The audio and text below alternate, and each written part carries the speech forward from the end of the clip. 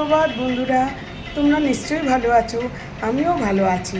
আমি এবার রান্নাঘরে চলে যাব মনীষ কিচেনে। দেখতে থাকো, সঙ্গে থাকো কি করছি। দেখো, আমি পটলের একটা রেসিপি করব।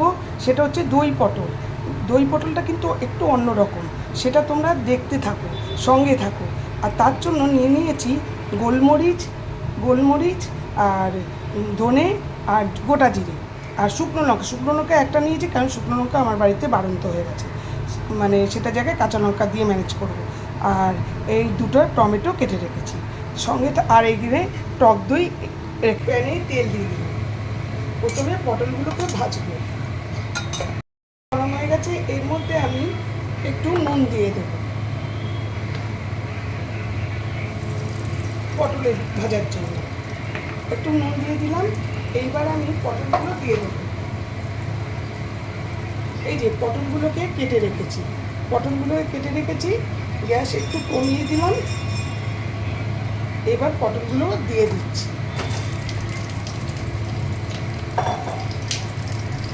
পটলগুলো ভাজা হোক, নেক্সট প্রসেস দেখাচ্ছি। পটল ভাজা হচ্ছে, এইদিকে আমি দইটা ফেটিয়ে নিয়েছি, 250 মতো দই ফেটিয়ে নিয়েছি। এর মধ্যে আমি যেহেতু দইটা খুবই টক, একটু মিষ্টি দিয়ে দিলাম, কারণ নালে ঠিকমতো হবে না, টক হয়ে যাবে। সেটা তো তোমরা সবাই জানো, এটা নতুন কিছু নয়। এটা ভালো করে ফেটিয়ে নেব। পটল ভাজা হয়ে গেছে। এইবার আমি এর মধ্যে সব কটা পটল ভাজা দিয়ে দেবো। এইটাই এই রান্নার একটু অন্যরকম ব্যাপার। এই তেলটা দিয়ে আছে, সেটাও কিন্তু এর মধ্যে দিয়ে দেবো।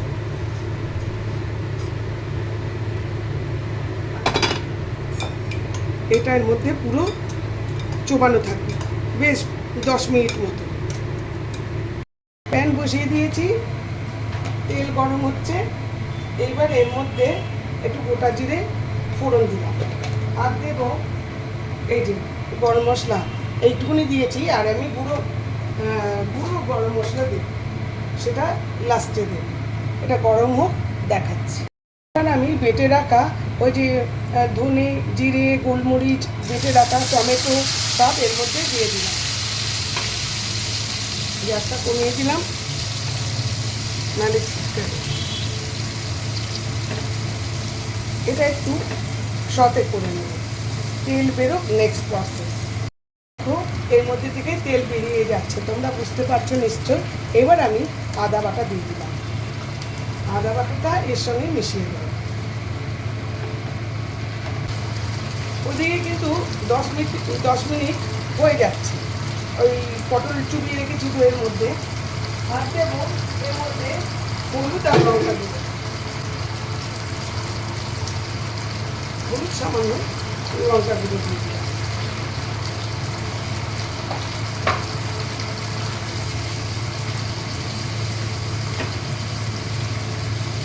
মধ্যে গরম মশলার গুঁড়োটা দিয়ে দিলাম। বেশি দিইনি, কিন্তু বেশি গন্ধ ভালো লাগে। বুঝতে পারছো যে তেল বেরিয়ে গেছে, রঙটা। এইবার আমি দই পটলটা দিয়ে দিলাম। 10 মিনিট হয়ে গেছে। ভালো করে মশলার সঙ্গে মেশাবো। বললাম না, আমার দই পটলটা একটু অন্যরকম। এটা অনেক দিন আগে, বছর 2-1 আগে করেছিলাম। এত পছন্দ আমাদের, কারণ পটল খেতে খেতে তো বিরক্তি, পছন্দ করে না সবাই, তাই একটু অন্যরকম রান্না। এইবারে এটা ভালো করে মিশিয়ে দিলাম। এটা হোক, এটা একটু হবে। আর নেক্সট প্রসেস দেখাচ্ছি। এর বাটি ধোয়া জলটা দিয়ে দিলাম।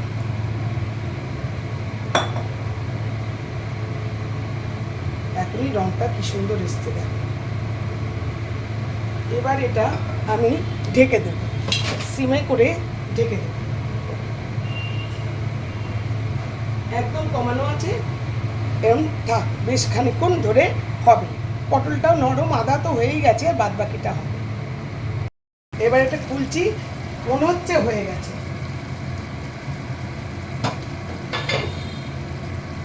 কি সুন্দর কালার এসছে, তোমরা কি বুঝতে পারছো জানি না। খুব সুন্দর। হ্যাঁ, পটলগুলোও নরম হয়ে গেছে, একদম নরম। আদা তো নরম হয়েই ছিল। আমার পুরো দই পটল ডান। এইটুকুনি ঝোল রেখে দেবো, এগুলো একটুখানি টেনেই নেবে। এই গ্যাস বন্ধ করে দিলাম, দই পটল ডান। বন্ধুরা দেখো কি সুন্দর কালার এসছে, দারুণ কালার এসছে। তোমরা কতটা বুঝতে পারছো আমি বুঝতে পারছি না, কিন্তু খুব সুন্দর কালার এসছে। Thank you for watching. আমি শীঘ্রই আসবো আরেকটি ব্লগ নিয়ে।